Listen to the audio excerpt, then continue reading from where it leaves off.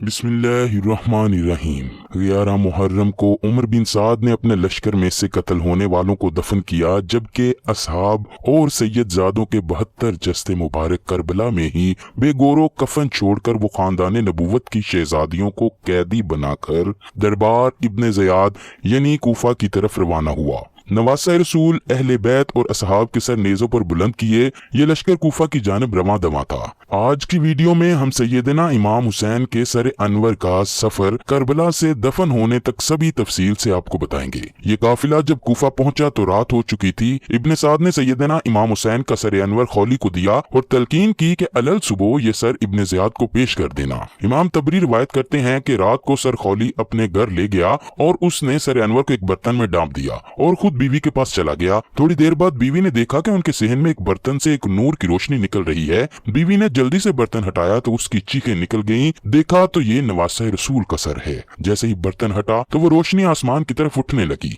खौली की बीवी बहुत नाराज हुई कि ये तुमने क्या किया, तुम्हें जरा शर्म न आई ऐसे काम में। बाज रिवायात के मुताबिक रात में खौली की बीवी ने देखा कि सर अनवर से नूर की शुआएं निकल रही हैं और वो आसमान तक जा रही हैं। वो ये देख कर कांप गई। उस रात उसने अजीबोगरीब आवाजें भी सुनी और ख्वाब में देखा कि फरिश्ते इमाम हुसैन का सर अनवर ले जा रहे थे। कुछ रवायात में आता है कि उसके घर वालों पर खौफ और बेचैनी तारी हो गई, हत्ता कि खौली भी खौफजदा होकर चीख उठा। सुबह असीरान करबला और नवासा रसूल के सर मुबारक को इब्ने ज़ियाद के दरबार में पेश किया गया। उबैदुल्लाह इब्ने ज़ियाद की सैयदा हजरत ज़ैनब से गुफ्तगू और आपके दिए जाने वाले जवाबात भी तारीखी किताबों में नहायत ही परसोज अंदाज में लिखे हैं। हजरत ज़ैनब और उबैदुल्लाह की बाहमी गुफ्तगू दरबार में मौजूद हाजरीन पर नहायत असर अंदाज होती है। नाजरीन गिरामी, कूफा में फिर दिल चीर देने वाला वो वाकया पेश आता है कि जब उबैदुल्लाह इब्ने ज़ियाद सैयदना इमाम हुसैन का सर अनवर उसको पेश किया जाता है तो वो अपने हाथ में मौजूद छड़ी से नवासा रसूल के होंठ खोलकर दांत को रीदने लगता है। वहाँ मौजूद सहाबी रसूल ज़ैद बिन अरकम चीख उठते हैं, कहने लगे, ए जालिम, इस छड़ी को इन होंठों से हटा लो। खुदा की कसम, मैंने इन होंठों पर रसूल अल्लाह को बेशुमार दफा बोसे देते हुए देखा है। उबैदुल्लाह बोला, गुस्ताख, चुप कर। अगर तू पागल बूढ़ा ना होता तो आज मैं तेरी खाल उतरवा देता। इब्ने ज़ियाद ने सोचा कहीं लोग यहाँ ज़ैद के साथ मिल न जाएं, इसीलिए उसने काफिला तैयार करवाया और शुहदा के सरों और असीरान करबला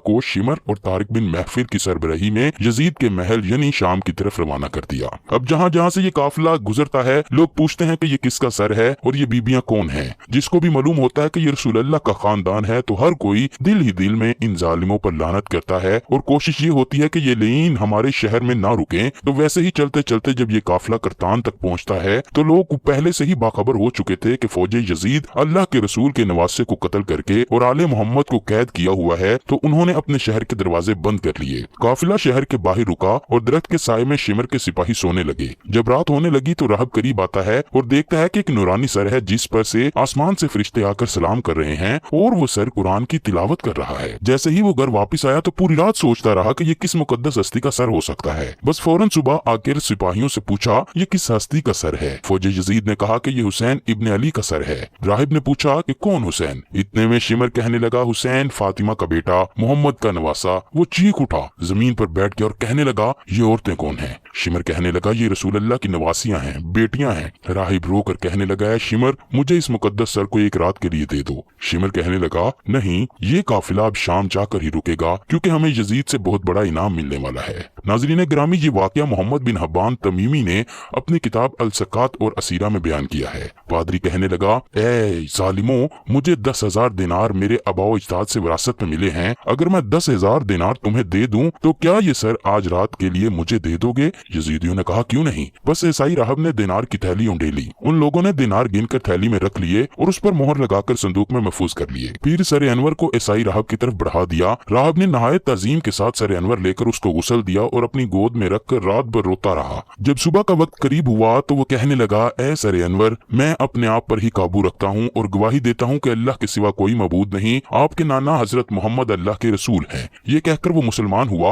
और इमाम हुसैन की गुलामी में शामिल हुआ। इसके बाद राहिब ने सर उनके हवाले कर दिया। उन लोगों ने सर अनवर दोबारा संदूक में रखा और रवाना हो गए। जब दमिश्क के करीब पहुंचे तो कहने लगे कि हम 10,000 दिनार आपस में तकसीम कर लेते हैं, अगर यजीद देख लेगा तो हमसे छीन लेगा। चनाचे संदूक खोलकर दिनार की थैली जैसे ही खोली तो क्या देखते हैं कि वो दिनार ठीकरियां बन चुके हैं और उसी वक्त गली के एक जानिब से सूरह इब्राहिम की आयत लिखी हुई पाई, जालिम जो कुछ करते हैं अल्लाह ताला को उससे बेखबर हरगिज मत समझो। और दूसरी जानिब सूरह शोरा की ये आयत लिखी हुई देखी, अनकरीब जुल्म करने वाले जान लेंगे कि वो कैसी बुरी जगह लौटेंगे। ये वाकया देखकर बाज लोगों ने तौबा की और बाज उसी पर कायम रहे। तहरीक गवाह है कि जब शाम में ये काफिला पहुंचा तो वहाँ जश्न का समा था। ज़हर बिन कैस ने नुमाइंदगी करते हुए वाकया करबला की सारी तफसील यजीद को सुनाई और एक सोने के तश्त में हजरत सैयदना इमाम हुसैन के सर अनवर को यजीद के सामने पेश किया गया। यजीद ने जब नवासा रसूल के सर मुबारक की तौहीन की तो वहाँ मौजूद हाजरीन ने एतराज किया, जिसमें काबिल जिक्र याहिया बिन हकम और सहाबी रसूल हजरत अबू बरजा असलमी थे, जिनको यजीद ने अपने महल से निकाल दिया। उसके बाद दुख्तर सैयदा कायनात हजरत ज़ैनब ने एक तरीक साज खुतबा यजीद के दरबार में दिया, जिससे वहाँ मौजूद लोगों के दिल लर्ज उठे। यजीद जब पशेमान हुआ तो उसने काफिले को आजाद करते हुए मदीना भेज दिया।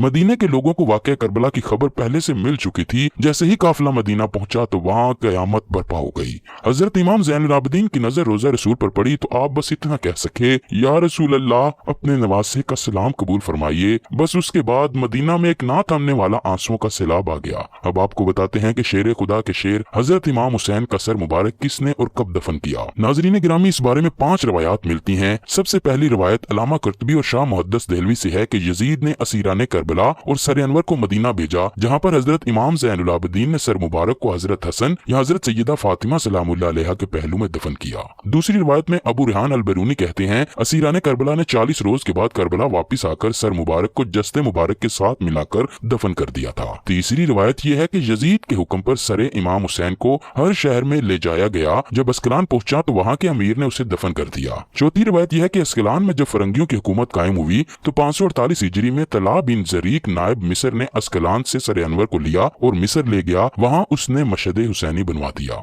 उसके मुतालिक अल्लामा इब्ने हज्जर हैतमी मक्की रवायत फरमाते हैं कि सुलेमान बिन अब्दुल मलिक ने हजूर अकरम सल्लल्लाहु अलैहि वसल्लम को ख्वाब में देखा। आप उसके साथ मुलातफत फरमा रहे हैं। सुबह उसने हजरत इमाम हसन बसरी से इसकी ताबीर पूछी तो उन्होंने फरमाया कि शायद तूने हजरत मोहम्मद की आल के साथ कोई भलाई की है। उसने कहा, हाँ मुझे एक बात याद है, मैंने नवासा रसूल हजरत हसन के सर मुबारक को खजाना यजीद में देखा तो मैंने उनको 5 कपड़ों का कफन दिया और मैंने अपने साथियों के साथ उन पर नमाज जनाजा पढ़ी और उन्हें कब्र में दफन कर दिया। तो हसन बसरी ने उससे फरमाया, बस यही वजह है कि रसूल अल्लाह ने तुझसे इजहार रजामंदी फरमाया है, यानी यही तेरा काम रसूल अल्लाह की रजामंदी का सबब हुआ है। सुलेमान बिन अब्दुल मलिक के बाद उसके जानशीन उमर बिन अब्दुल अजीज ने सर मुबारक को निकाला और करबला जाकर खुद जस्ते मुबारक के साथ दफन कर दिया। एक रिवायत ये है कि जब मंसूर इब्ने जमहूर ने शाम को फतह किया तो शहर में दाखिल होने के बाद वो यजीद के खजाने वाले कमरे में गया। वहाँ पर उसे सुर्ख रंग की एक टोकरी मिली। मंसूर ने अपने गुलाम से कहा कि इस टोकरी को हिफाजत से रखो, ये बनी उमैया के कीमती खजानों में से एक खजाना है।